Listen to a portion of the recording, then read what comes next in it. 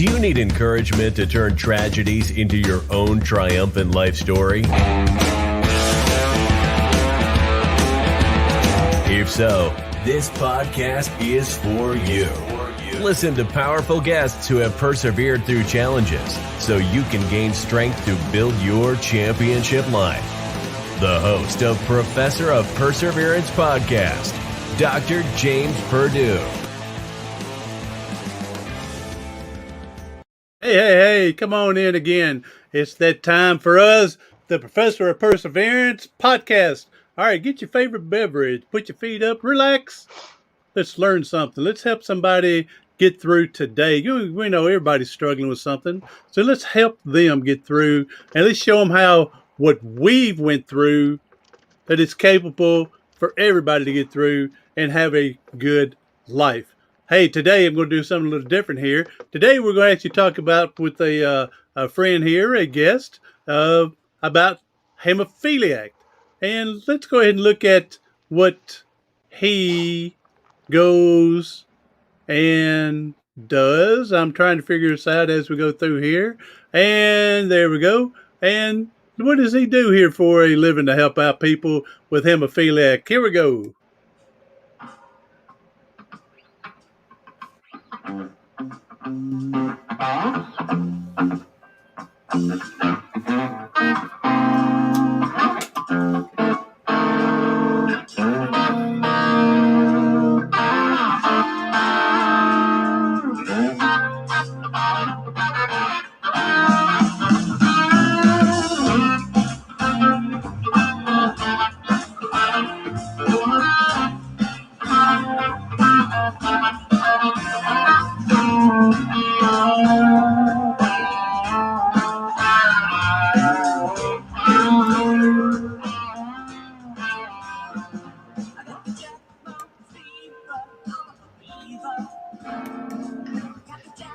Man, we could have that playing in the background as we're talking, man.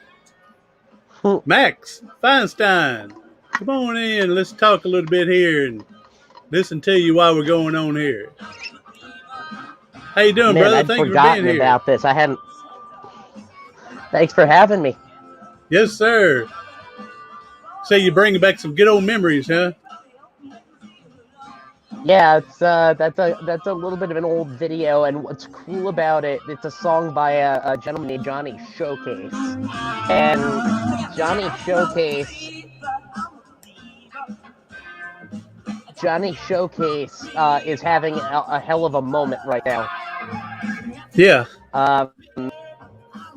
Is there any way you could bring that down? I can't hear over you. Yeah, take it down. We may have to take it on off there. We about got her down. Okay, cool. Sorry. It's Johnny Showcase is the artist, and he has his moment right now on, I believe it's America's Got Talent. He made it on to another round, and it's lovely to see an artist that I've enjoyed for a while get a more national viewing and to be received by people like Simon Cowell, who are notorious hard asses. Yeah. So it does bring back a fond memory. There you go. Hey, and we got Nancy on, and I talked to Nancy before we got started here and told her you're going to do the Give Me an H to get started. And Nancy, he advised me that's an old, well, not real old, but an old program that was going on and may not be as active as it is today. But she's over here hollering, "Give me an H" on her coming in here. I appreciate that. So, all right. I love that. All right, and again, our topic today we're talking with Max is hemophiliac. And so we're going to talk about how he gets through the day. What is a hemophiliac? Because even Nancy asked me that when I was talking to her. So, Max, if you want to go and describe to us what hemophiliac is, and then we'll just move on through life from there.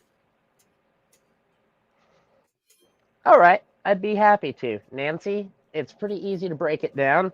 The way I like to start explaining this is from the basics of blood.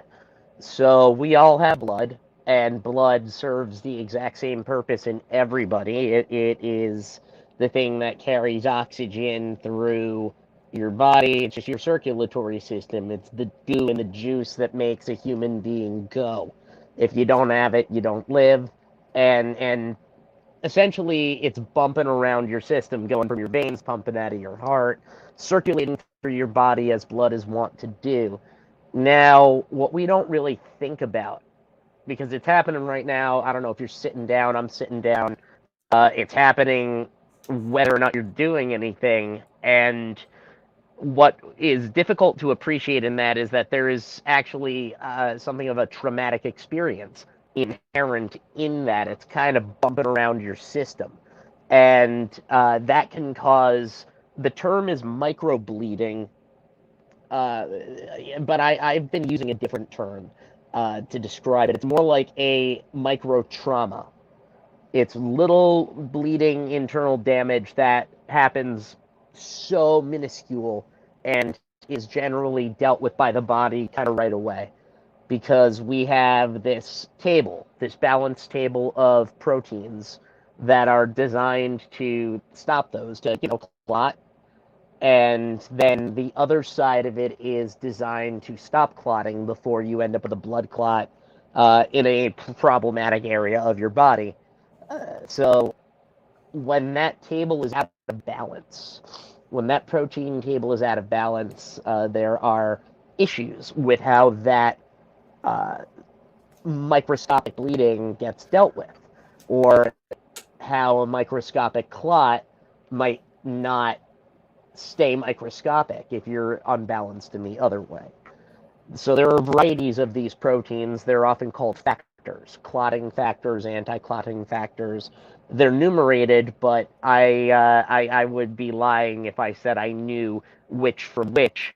But you can kind of use a domino effect as a way of appreciating what that mechanism of clotting looks like. There is an engagement of each of these proteins, and if you are lacking a significant amount of that protein, then it's kind of like one domino's too short to knock the next one over.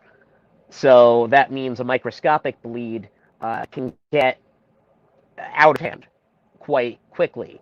And it's not necessarily life-threatening, though very much it could be. Any trauma is going to be a problem for us in most circumstances. But the thing we don't talk about well enough in our lives communicating what we are to people is the spontaneity of it. The story I tell to illustrate the point of how spontaneous hemophilia is dates back to my senior year of high school. I'm a musician. I was becoming, I was starting to come into my own, starting to write songs, and I just found this really kick-ass band called Porcupine Tree. I love them. And Porcupine Tree is kind of like, they're really cool. I got to go see them at Town Hall in New York with my high school sweetheart, with the friends that got me into the band, and it was just a perfect night. And, on the last song they did, which is my favorite of their songs, I applauded. And applauding is technically a microscopic trauma that triggered bleeding into my elbow.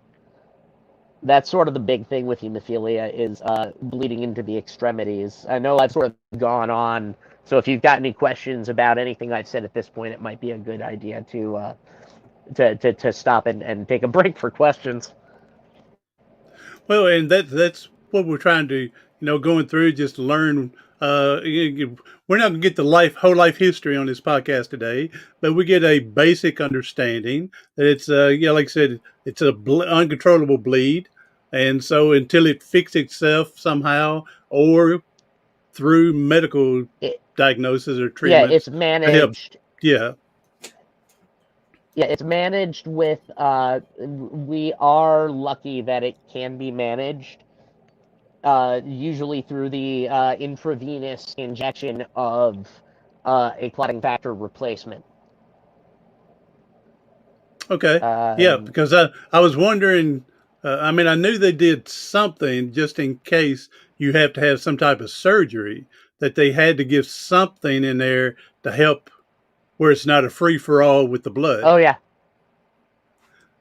Well, there are two ways to look at the way that this disorder is managed. Depending on how severe your hemophilia is and how your body is, because not all people with the same severity, that is to say, percentage of factor, are the same. There's physiology, there's a lot of variables.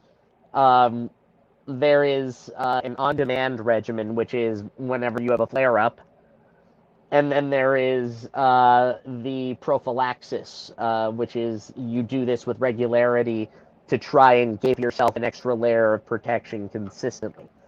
Um, those are essentially the two ways this gets managed. Okay. Um, Now, how old were you when you were diagnosed or you found out you had it? Was it after watching Porcupine Tree and get all excited with like you said, the bleeding in the elbow from clapping that after the concert, or did you already know about this Oh before? yeah, I was diagnosed at 1 year old. I was under the care of my grandparents. My parents were off getting I think they were going on a cruise or something. They took a trip, and I split my lip open on a coffee table basically, and it wouldn't stop bleeding. So they took me to the emergency room, and we found out basically there. Okay, yeah, that's what Uh, I was wondering. So then, I mean, that's got to be hard, especially on the parents. And of course, you had won. Uh, to be a trauma in a different way, but for mom and dad to realize, oh no, what do we do now? And I'm sure the doctors overwhelmed them with information on what to do, what not to do. Try to keep you in a bubble wrap so you don't get hurt, and instead of living your life or whatever. So how was mom and dad once they found out what's going on, and how did they treat you, take care of you, you know, raise you from there? there were difficulties. Um, Essentially, as with any school of medicine and school of thought on a chronic condition, I'm 32 years old, and in the intervening decades, the way we looked at things as a community has changed drastically, as well as the available medication and efficacy of it. When I was a kid, there was a different school of thought, and they just kind of, I don't know. For me, I didn't ever feel truly limited, Mm-hmm. except for the truly ridiculous things like no max, you can't box, or max, you should not get a motorcycle license, or other stuff like no, you can't play football. That's a terrible idea. Not like I would have really, but I Mm-hmm. can't say that was limiting in regards to that. But there were a lot of things. There were a lot of complications that we all shared. There was when you're responsible for a child with a chronic condition, that means that your day can be derailed if a flare up happens. At the time, home infusion was less of a thing, and I would have to go to the emergency room or to my doctor. And so at that point, you're impacting several people's day. And And, and when you say could be the, derailed, and you're you talking know, derailed quick too. yeah, because Yeah. and this is kind of like because it's kind of a medical emergency. If like, the thing about hemophilia that's truly messed is with the joint bleeds, and they can happen again super arbitrarily. Like I rolled my ankle pretty bad yesterday, and I had to kind of watch and wait and see what was going to happen. It was fine. I'm in pretty good shape, so that helps. But the idea of having your ankle bone cavity fill up with blood, you can't move it, deeply uncomfortable. You got to get something into that kid that will help him heal.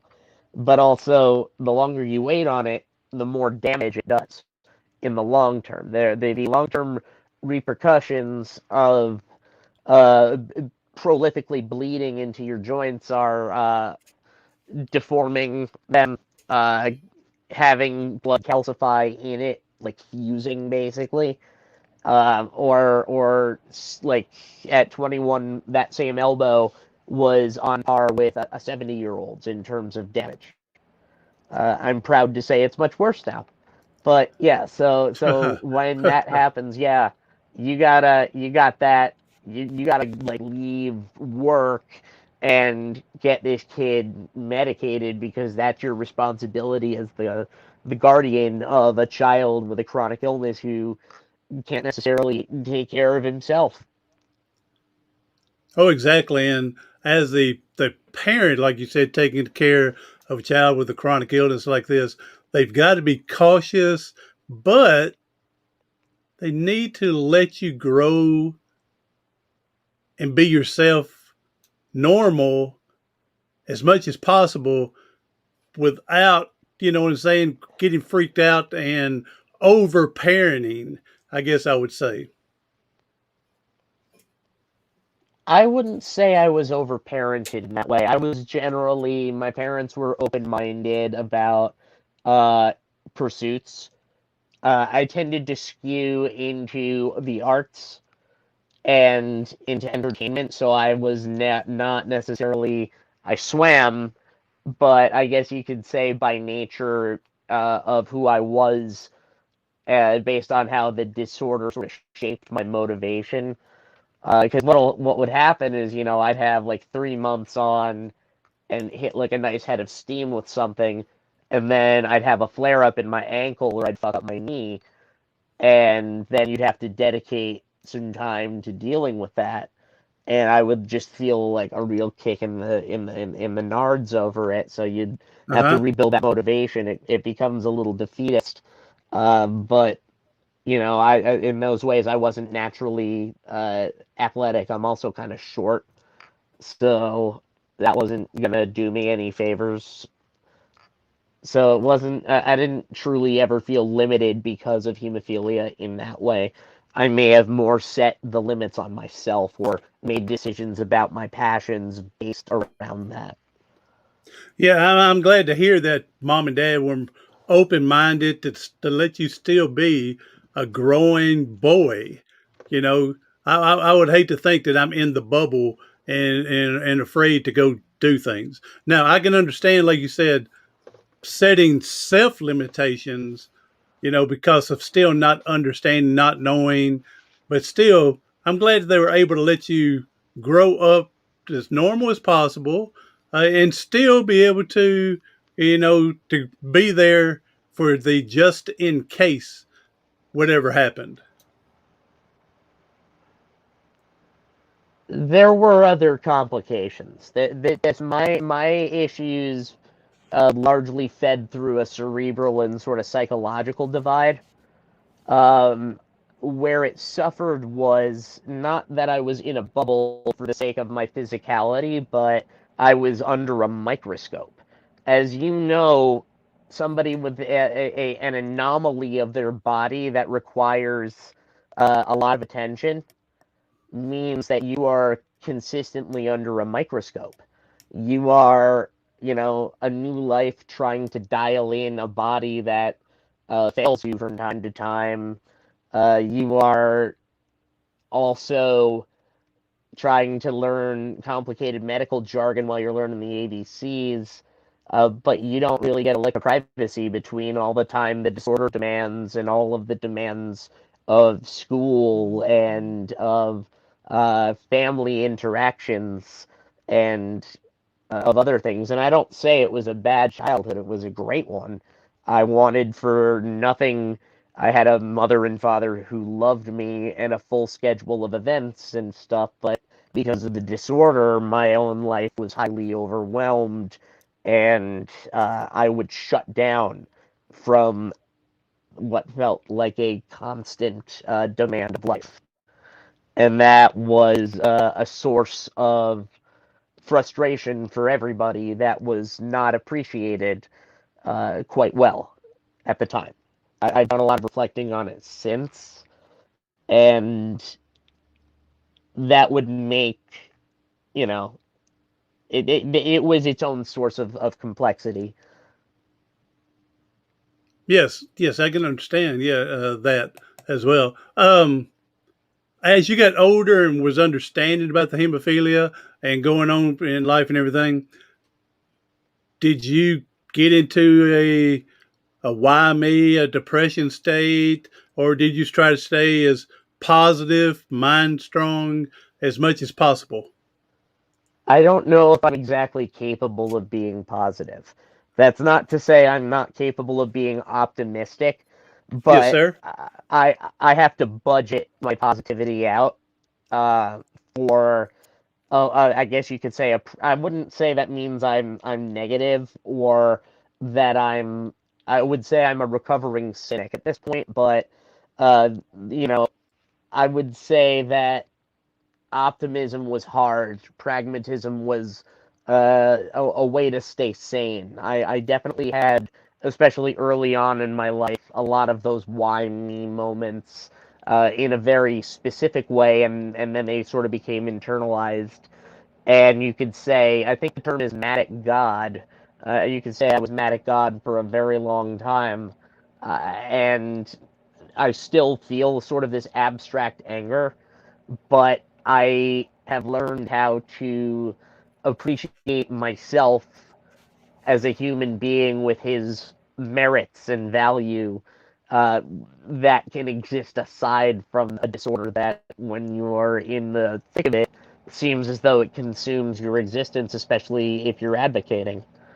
I would say that I was earnest as a kid, that I would try to be hopeful. I would become overwhelmed, and sometimes I would get cut down by the complications of the disorder, and having to deal with that had its sort of drawbacks in terms of me appreciating my emotional intelligence and growing into it, because the nervous system and mental state is overwhelmed with pain. It can't exactly make room for compassion in those moments, and so you get a little stunted. Oh, yes. Oh, I can understand that with pain involved, it can change your attitude quite a bit. And from there, hey, you got Nancy still hanging in with us, and Brittany, thank you for coming in, Brittany. And she's saying, thank you for saying this. Hey, thank you for coming in, Brittany. And Nancy's got a question here for you, Max. She says, Hooray! and I'm assuming if anything happens or whatnot, is the emergency room already prepared? Do they already know? Or do you go in and all of a sudden you're hollering hemophilia, hemophilia, or throwing a card up or something? Like, in your That's area. a Of great course, question. we know if you're traveling, it's going to be different than home. But how do you let them know so Uh, quickly from there? well, I definitely carry around a medical alert, but I've also, in this case, I don't know how well it'll show up on camera, but I've got it tattooed on my arm as well, Uh because huh. I lose medical alerts. And I have a file. I'm a hemophiliac type A, and that'll get me treated in a certain way. But I also they would get in contact with my hematologist. Luckily, that's sort of going to be the same way in any state. There's a yeah, generally speaking, there's a provision for us.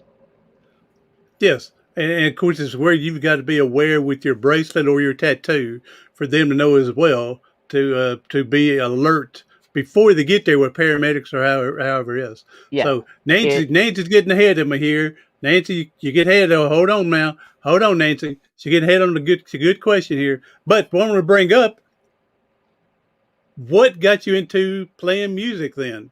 All right. Then she's bringing in is your music or your playing, is this a form of escape for you in reality with hemophilia? And what got you into it? Was it the porcupine trees, or as you were experimenting earlier with a group and you just fell in love and hung in there?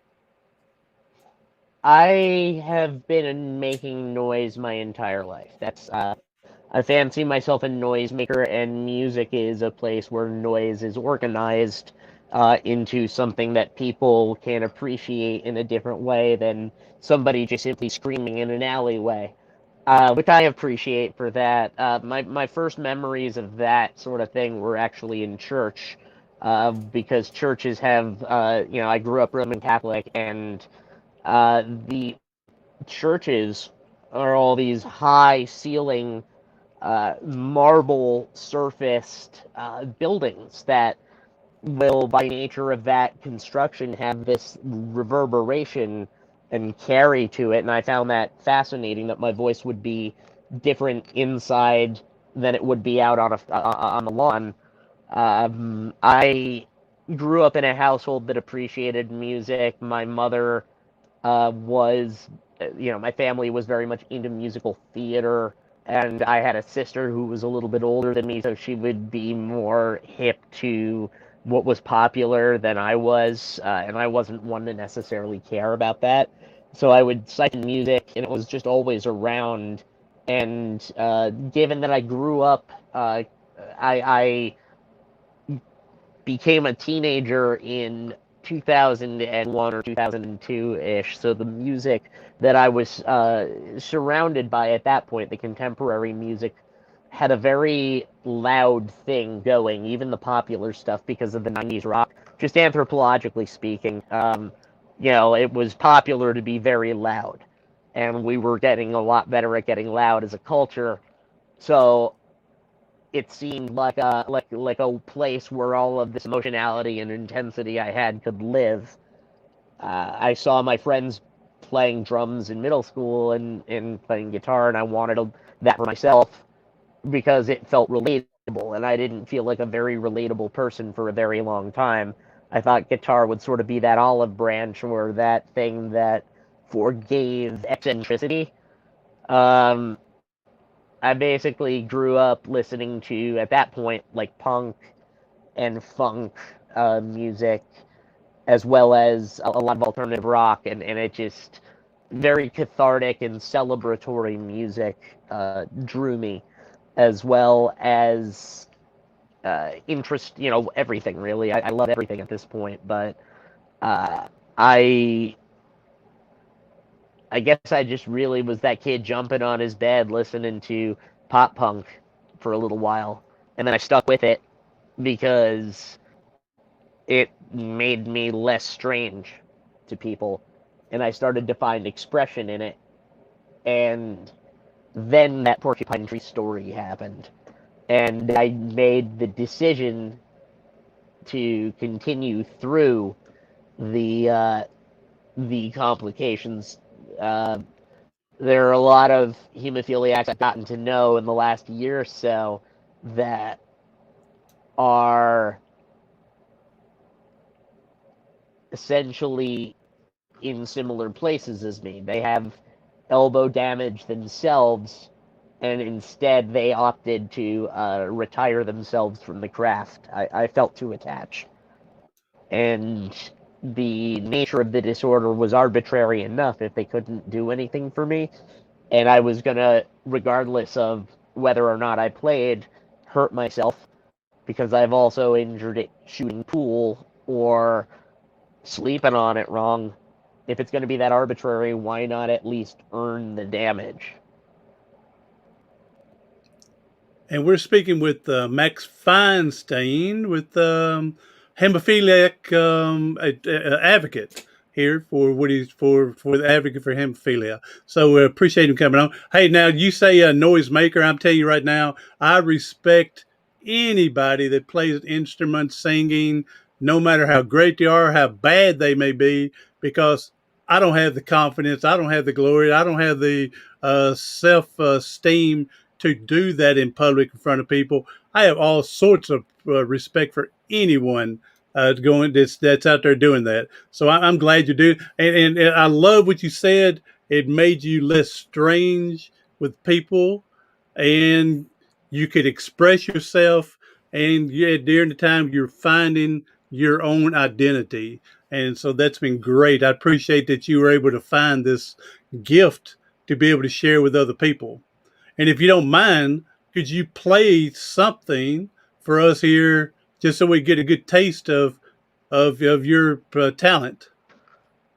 Yeah, sure. I was actually doing a little bit of demoing here, and I one of the things I'm experimenting with is actually an open tuning. I hope this carries. Where is it? Why you should be so much louder.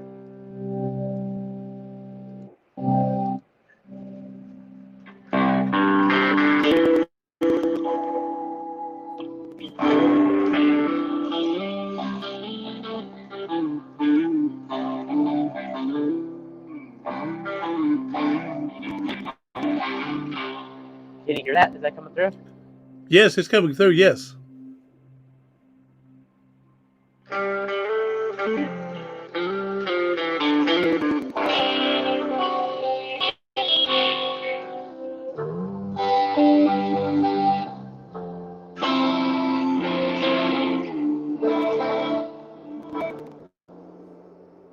So this is a bit of an experimental tuning. Let me actually get a proper acoustic guitar, and I'll do something respectable rather than I do a lot of ambient sort of self-serving things because generally that's where the songs come from, or it can be a value in the background of other things, and it also just soothes me. But Well, you get that I up and going. Say hi to Jan Fansler. Thank you for coming in. Nancy again. Thank you, Brittany. Hey, Jan, we're talking with Max here, and he's a hemophiliac, and he's an advocate for the hemophilia. So, and also he's hey a guys. musician. He's going to play a little sample for us. He's hitting it up now.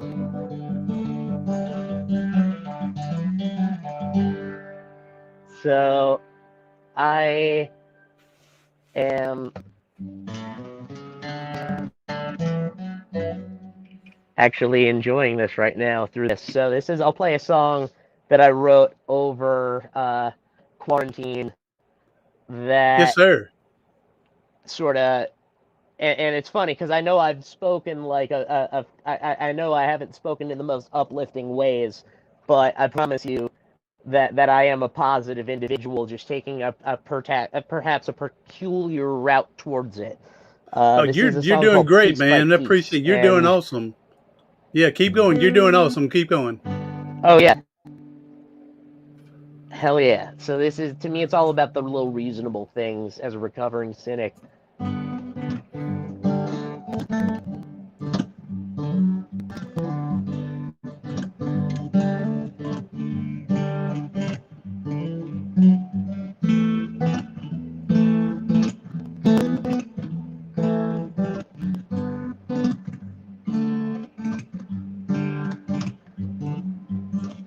I haven't been comprehending the effort that goes into mending.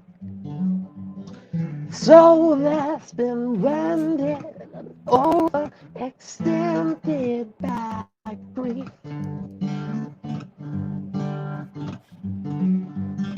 And I've got no business defending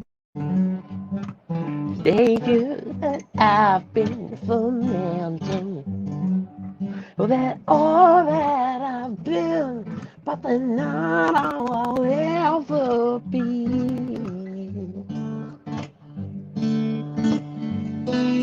And I'm planting my flag in the sand. I consent to release. And I tell all the world where I stand. Make peace, piece by piece.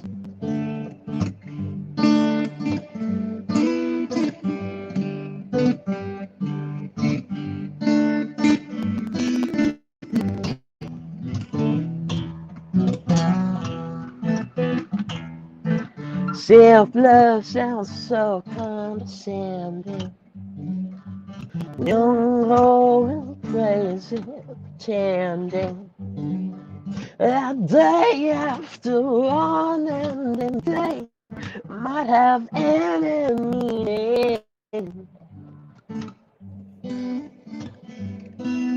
And I'm tired of pretending I don't see what's happening to me.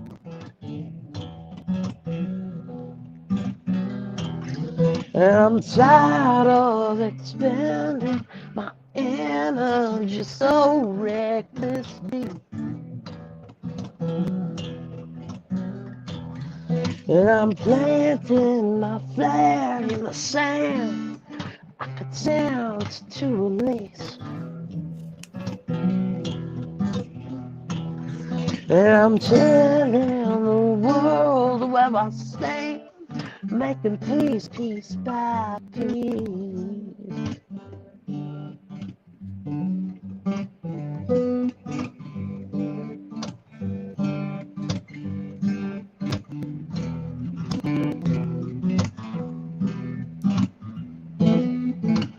I haven't been comprehending the signals that I have been sending.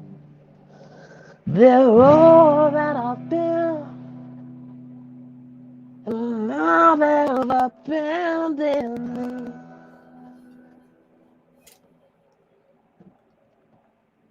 All right. Man, it's good, man. I appreciate it. Again. I'm all for anybody that can show the expression, playing, singing, because I can't do it, and I respect anybody that gets out there and does it. So, and I'm glad that you were able to find your gift through all of this, what's going on, and becoming an advocate to help other hemophilias. So, Max, you are an amazing person, and I appreciate you being here. Thank you. It's really a privilege. It's one of those things where entertainment breeds interest, and I can sort of use that interest. I've been calling it gonzo advocacy because it's not necessarily rallies, and it's not necessarily presentations. I can make jokes. I can I've been an entertainer for 25 years, so it just sort of started clicking. So, well, I'm glad it's clicking. Hey, had the opportunity, and then I forgot when I talked to Max a month ago that he'd come to Nashville, and I was going to meet up with him, and then my schedule came up, and I had a podcast that same day and same time. So I'm sorry I got missed meeting you personally. Hey, Jan says, "Well done, Max, with your plan." So, Well, all thank right. you. I was worried about how it was going to translate through the little Bluetooth headpiece. It came out pretty good. Again, Jan and others were able to hear it. I was able to hear it, and again, I don't want to say I'm jealous that you're able to do all that because that's not my forte. But I respect anybody that's out there doing it. So, and the biggest thing again with your challenge as a hemophilia, I'm just so glad that you're out there and found your spot, found your identity, be able to express yourself, and be able to help other people out there and truly appreciate that. So, hey, Max, we're going to wrap it up right here. But if you Yeah. can take us, people they're struggling, they're hurting out there, and if you can come up with a powerful message somehow to help them get through today, that would be awesome, man.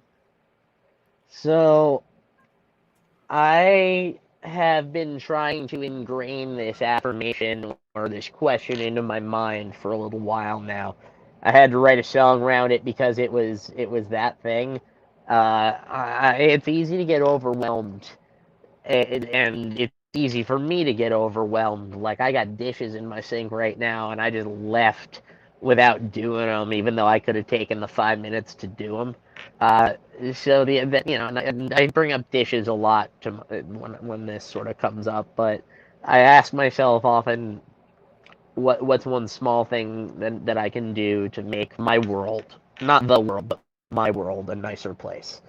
And your world is anything that you have control over. If I have a flare up in my ankle and I can't walk, clearly I don't have control over that. but I got control over the dishes in my sink. I got control over my half of my marriage, and my relationship, my half of my friendship with anyone. I have control over those things. So when I'm feeling like I am not able to do a lot, I look for this small thing, like maybe the sock I missed in the hamper, or the dishes in my sink. Hopefully, I ask that question before they get too high, but if I'm going to be overwhelmed and depressed, at least I can have a clean sink. There you go. It's right. So it's being grateful for the small things. And I love what you said, your world. If we can take care of our world, then then we can expand to the world. Yeah, you So gotta you I gotta take care of yourself a little bit, and sometimes self-care means doing the dishes. that's right. If you're not taking care of yourself, no one else is going to do it for you. That's for sure. So Yeah, all right, and Jan says, great advice. Focus what you can control. And she said, thanks, Max, from Jan. So, thank Max, you for again, being here thank with you for me. being here, buddy. Appreciate everything. Thank you for helping. The other people's going to hear us later on.